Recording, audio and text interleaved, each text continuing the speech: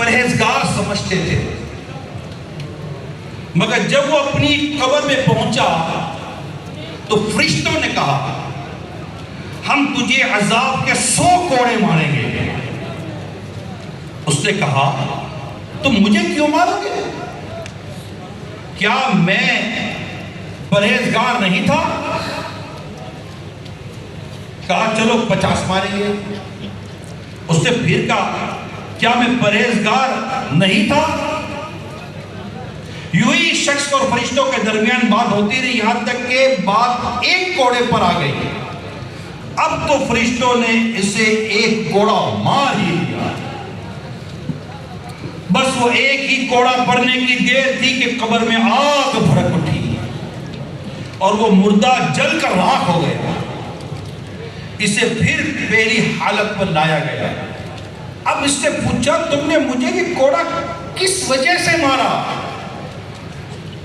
فرشتوں نے کہا ایک دن تو نے بغیر وضو کیے نماز پڑھی تھی، اور ایک دن ایک مظلوم نے تجھ سے مدد مانگی تھی، مگر تو نے طاقت کے باوجود اس کی مدد نہیں کی۔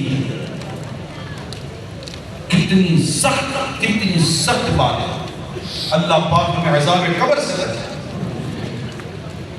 اب معاملہ میں کیا عرض کروں، وضو کا معاملہ آپ کے سامنے آ گیا ہے، بے وضو، وہ بھی غلطی کے ساتھ، توجہ نہ ہونے کی وجہ سے ایک نیک و پرہیزگار شخص کا یہ عالم ہو گیا کہ بے توجہی میں بے وضو کیا معاملہ ہو گیا۔ اور یہاں تو وضو آتا کس کو ہے؟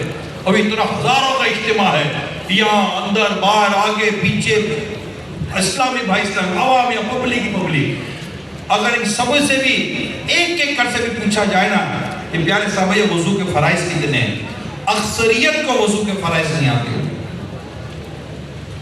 بلکہ اکثریت کو ایک تعداد کو تو پتہ ہی کب چلے گا کہ وضو میں بھی فرض ہوتے ہیں، پتہ ہی نہیں۔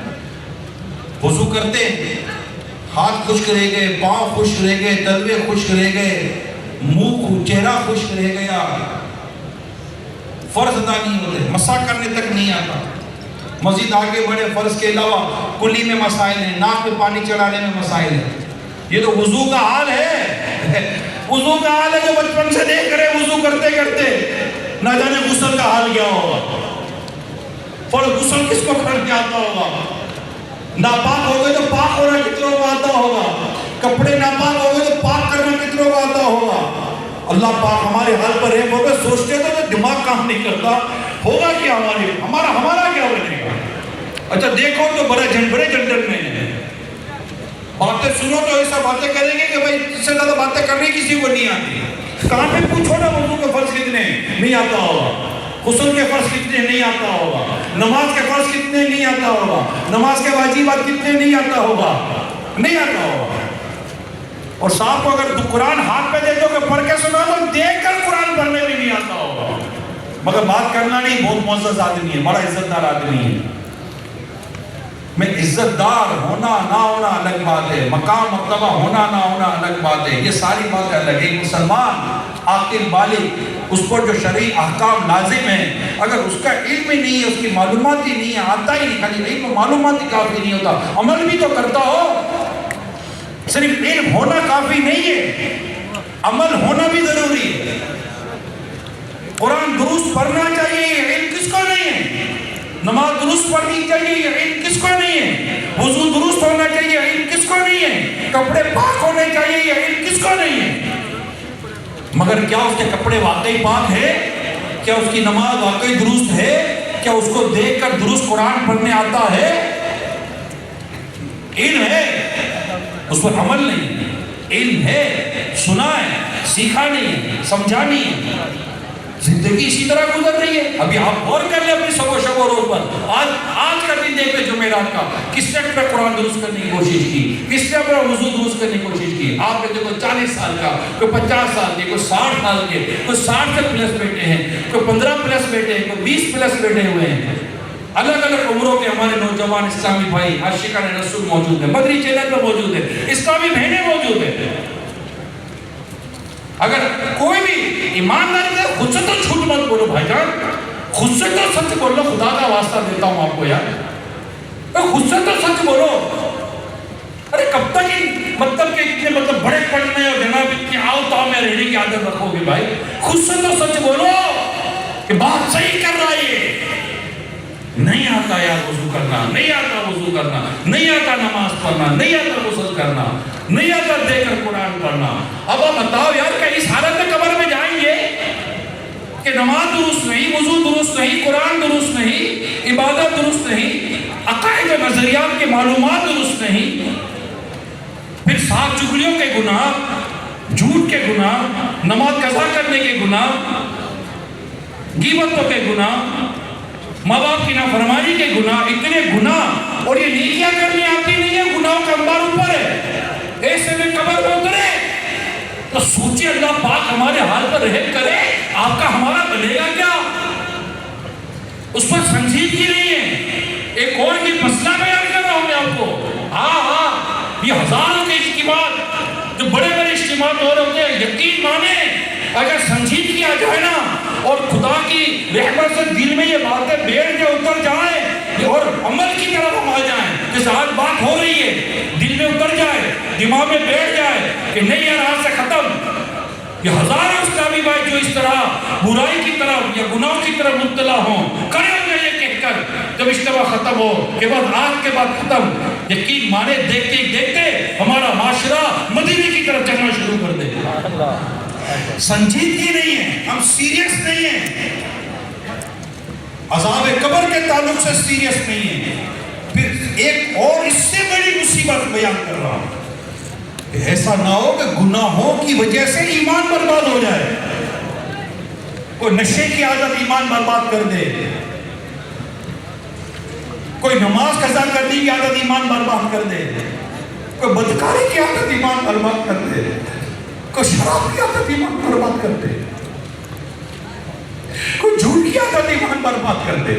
پتہ بھی تو نہیں ہے نا کہ میرا کون سا گناہ میرے رب کو اتنا ناراض کر دے کہ اللہ پاک اپنے غضب سے میرے ایمان کو سلب فرما دے. خدا نہ خاصا اللہ نہ کرے وہ موت کے وقت کلمہ نصیب نہ ہو، برا خاتمہ ہو جائے معاذ اللہ، صبح معاذ اللہ.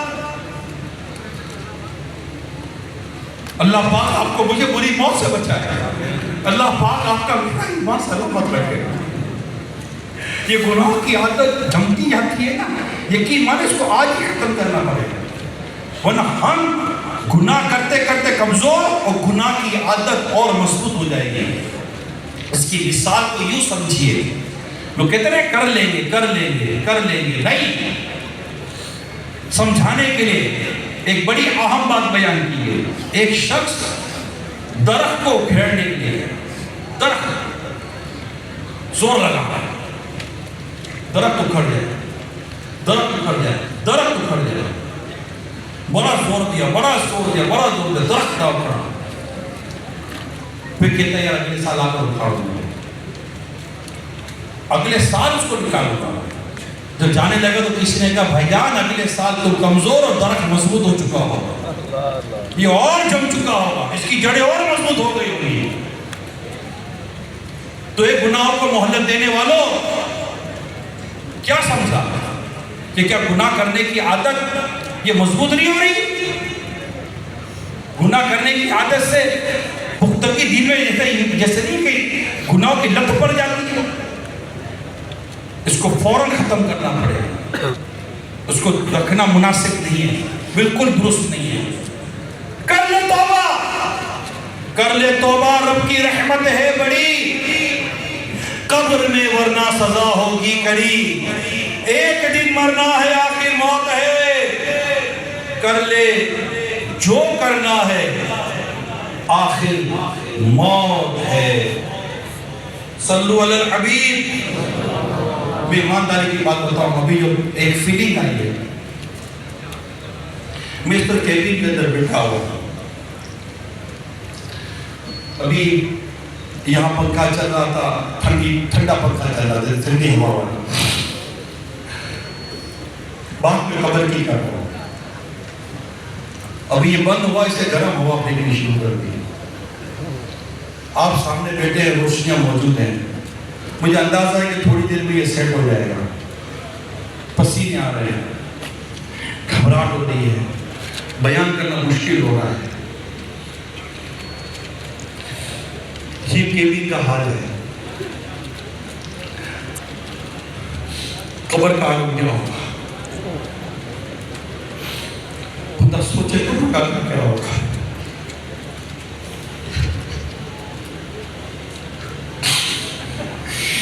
قبر کا عالم کیا ہوگا؟ قبر کی گرمی کیسی ہوگی؟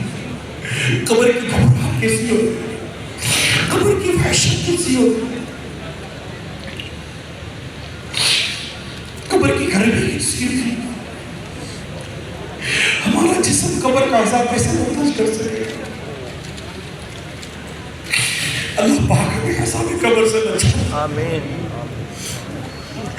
قبر میں گر محمد کے نظارے ہوں گے. حشر تک پھر کیسے میں تنہا رہوں گا یا رب.